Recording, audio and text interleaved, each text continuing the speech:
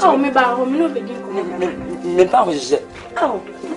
Pa cha. Me pa cha me hu ko me pa ho hye sa. Pa cha. Sechre na sechre. Me no be din ko mo kakra. Mba cha. My ba say. Pa cha. Ma no pa jo bi enye. Tenasi. Oh, ye din ko mo kakra tenasi. Me ba ya haje boko na me je na se no ko fa na me bia. Hey. Me na maba. Me Acho. Bibia. Oh. Me no be din ko. Na me hu ko mo kwampo.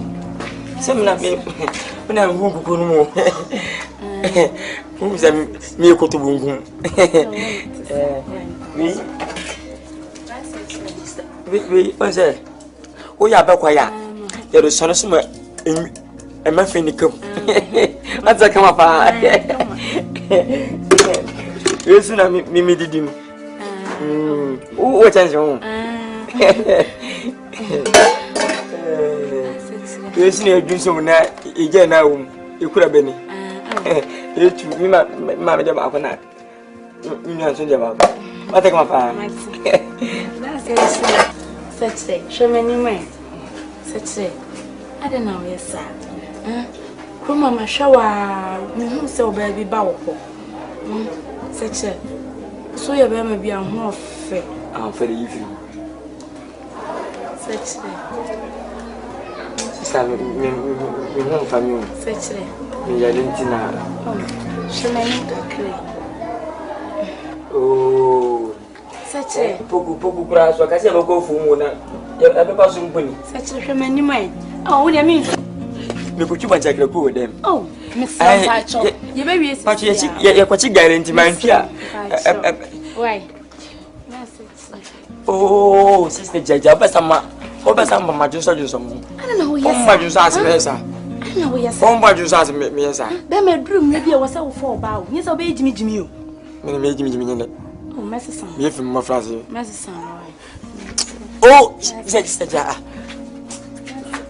Oh, mam Jaja.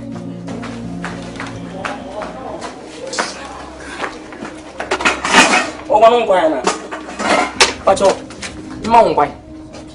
Oh, mong kwai. Tebe katu kwai. Wono katu kwai. Ja, wono kwai.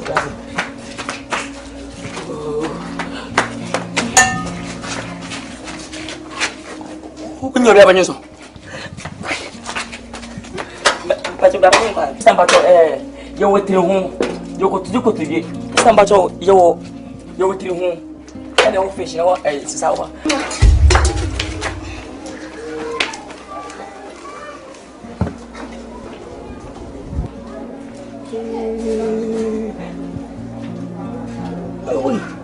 I'm going.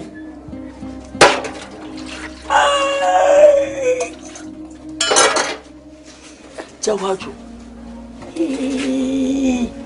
Aje papa ko, wale papa ko.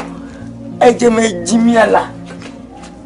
Aje papa tuam poku nchimi sesi ne. Di pa minya swanga. Yampa kwandre nyinta. Kama kwandre. Sister.